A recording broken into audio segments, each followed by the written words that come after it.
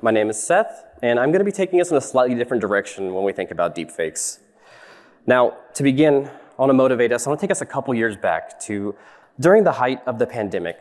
I think many of us probably saw an infographic similar to this, which seemingly suggests that you're more likely to be hospitalized if you've been vaccinated than if you're unvaccinated. Now, I think many of us in this room would see something like this and instantly realize that this may not be the entire picture.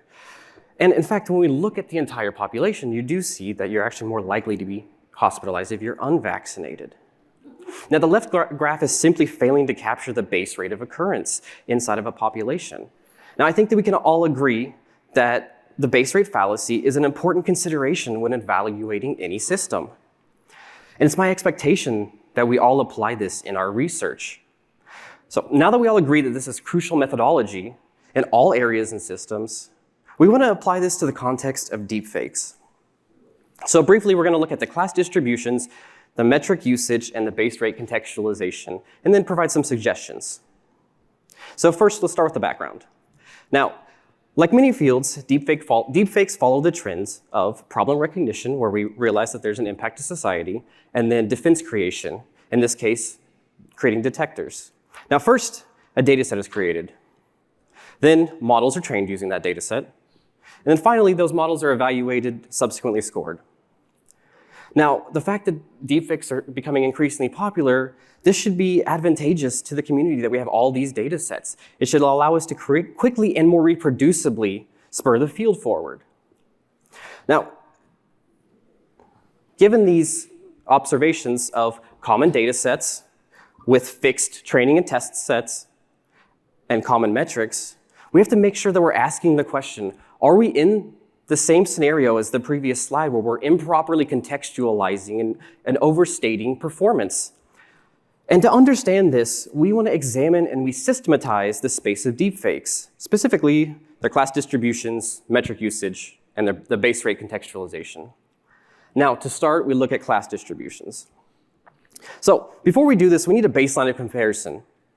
So we look towards the mature field of intrusion detection, specifically anomaly detection, as we argue that deepfake detection is a subproblem of anomaly detection, because if you have a bunch of normal data and a few deepfakes, it is in turn an anomaly. So for this, we gather 15 anomaly detection data sets and plot their rate of anomalous samples. And what we show is that these data sets have about a 15 or a 2% rate of anomalous samples, a median 2% rate. So now we plot our deepfake images, our deepfake videos, and our deepfake speech data sets in the same way, and we show that none of the deepfakes distributions match that of anomaly detection. And in fact, if we look at speech deepfakes specifically, we see that they're almost an inverted distribution. Now for brevity, and for this presentation, we're going to focus on speech deepfakes, specifically the ASV spoof dataset, as it is the de facto community standard for speech deepfakes. But I encourage you to read the paper where we do more in-depth analysis of the other two domains. So now that we have the ASV spoof dataset in mind, we gather the 5 baseline models provided by ASV spoof. We then retrain each of these models under varying distributions of training data, where we start with a 90% fakes to 10% real split, which is the original training distribution of ASV spoof. And we vary that down to 25% fake, 75% real, by augmenting with adding new data. Now, we never oversample, we never undersample. We're trying to avoid adding extra bias. And then once we've done that, we take each model and we test it against 2 testing distributions. The first one is the original ASV spoof, 97% real, or 97% fake, 3% real distribution, the data set, and then a second real-only data set, which is 100% real samples. Now, on the left here, we have the original test set, and on the right here, we have the real-only test set. And what we show is that when you have similar training and test distributions, you get good results, as to be expected. Now, what happens if we change the testing distribution, in this case, give it a 100% real set, which should be more indicative of what we expect to see in the real world. You're more likely to run across a real sample than a deepfake in the real world. And what we show is that we get an overwhelming number of false positives, implying that this is biased towards selecting deepfakes instead of real samples. So we ask, can we fix this by increasing the number of real samples in the training data set? Well, in fact, we can. So we increase the number of real samples in the data set, and we get almost a near perfect prediction accuracy against this real-only test set. However, if we apply that data set, or this newly trained model backwards to the original test distribution, we see that we have poor performance. So what we're seeing here is that these models aren't actually picking up on the signal that's differentiating between real and fake samples. They're being biased by the underlying training distribution of the models. Now here, we only show one model from ASV spoof, but the paper has multiple models from the ASV spoof baselines, along with models from different languages and from different deepfake domains, and they all follow the same trends. So now we want to look at the metric usages and the impacts of that. So again, we're looking at speech deepfakes, and while we were surveying these, we saw that equal error rate is predominantly the most used metric in this space. And additionally, we've noticed while we were gathering the anomaly detection data sets that equal error rate is not used at all. So what is equal error rate? Well, briefly, equal error rate is where your false positive rate and your false negative rate are equal. Now we know that you can change your sensitivity in any system such that you can optimize for your false positives or optimize for your false negatives, but conversely you get a trade-off on the other one. And I think most of us as security researchers would know that it's prudent to optimize for false positives, as anomalies are generally much more rare than normal signals. But equal error rate doesn't allow us to do that. So on that merit alone, we argue that equal error rate does not make sense in a security context. Furthermore, current deepfake detectors claim equal error rates of less than 1%. And so does that mean that this is a solved space? Let's investigate. So here we have two baseline ASV spoof models. They both have similar equal error rates, similar true positive rates, and similar false positive rates, and it follows that the model with a better equal error rate has a better true positive rate and a better false positive rate. So everything looks like it makes sense right now. Now, if I swap one of these models, we have two models that now have similar equal error rates. However, now they have a 50% different true positive rate and a 33% different false positive rate. So what we're showing here is that EER inherently obfuscates results. There's no way to take EER and map it backwards to true positive or false positive. It's essentially a many-to-one mapping. So we show that not only does EER not make sense in a security context, we show that it obfuscates results, and that we observe that it's not being used in any of our surveyed anomaly detection data sets. So we argue that it shouldn't be used in this context at all. So now let's look at base rate contextualization. So to do that, we want to characterize model efficacy. And to start, we calculate the Bayesian detection rate, which is the probability that an alarm is truly an anomaly. And we map that against the false positive rate. And in the highlighted section at the top here, we have it highlighted where there's an 80% Bayesian detection rate, or 80% of alarms are truly an anomaly. And we show that if you were operating in a low base rate environment, you need to have a pretty small false alarm rate to actually achieve a good Bayesian detection rate. However, we show that if you're operating in a base rate that's a high base rate, that you actually can have even 100% false positive rate and still achieve a great Bayesian detection rate. And I want to point out that this line here, this dark gray line here, is where ASV spoof resides currently. And if left unaccounted for, allows for supreme overstatement of model performance. Now, to further motivate this, we have a call center scenario. And this scenario is motivated and parameterized by a real-world study of fraudulent calls at a call center. So here we're attributing real deepfakes to frauds. And the scenario begins with the call center receiving a stream of data. They have a detection system which makes a prediction whether it's real or fake, and then that's returned and they do something with that.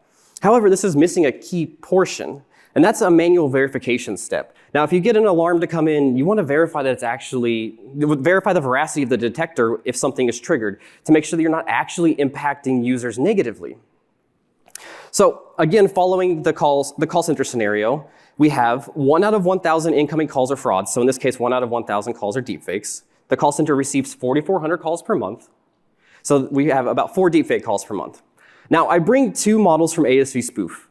One model is the worst performing baseline model in equal error rate, and the other one is the best performing model in equal error rate. Now, you would think that the model with the better equal error rate would perform better in this scenario as a detector. Well, they're actually both really bad. So both of them have a huge number of false positives and would quickly lead to false alarm fatigue, and the system would probably just be shut off. In fact, if we look at MLG specifically, only 1 out of 200 alarms is truly a deepfake. And MSW gives us 1 out of 333 alarms that's truly a deepfake. So neither of these could be applied in a system with any sort of representation of what deepfakes would actually be seen as. Now, let's think about maybe deepfakes become more prevalent. And say in the future, we now have 1 out of 11 calls that are deepfakes. So again, we still have 4,400 calls per month. But now we have 400 deepfake calls per month. And I bring back the same two models from the previous example, and they both have about the same amount of false positives. However, the number of true positives that they get now goes up substantially. And in fact, if we look at the same ratios, we see that 1 in 2 alarms from MLG is now truly a deepfake, and 2 out of 5 alarms from MSW is now truly a deepfake. So these are both much more applicable in the real world. Now, this just goes to show that changing the base rate or the way that we're looking at the models is important, and it impacts the way that we actually interpret the results. So now let's give some suggestions for the future. So we've shown that detection models are in an n-dimensional space. We cannot reduce this down to a single metric that honestly contextualizes model performance. At best, we're simply overstating this model performance, and at worst, we're actively hindering future research.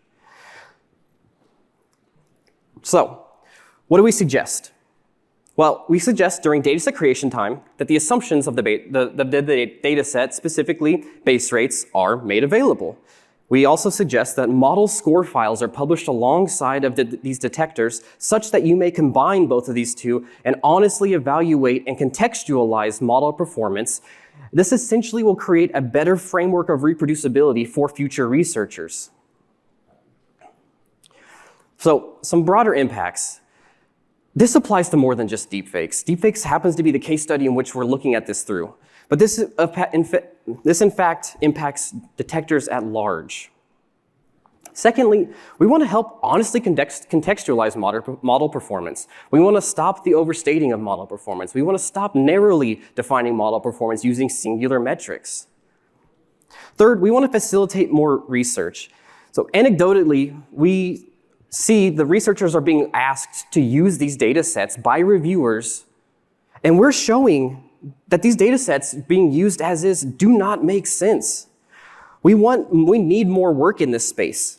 We're showing that we have models that have equal error rates of 1%, but equal error rates is basically a useless metric, so we need more work in this space. I think it's also evident the fact that USENIX right now only has 1 deepfake session. We could go for more deepfake sessions. We need to accept more papers. So finally, we want to facilitate more meaningful research because ASV spoof has 97% fake samples. That is in no way indicative of what we think we're going to see in the real world. So in conclusion, currently used metrics obfuscate results. The class distribution in the datasets can bias these results. Contextualization of a dataset is important, and the current standards of reproducibility and comparability are lacking. Thank you.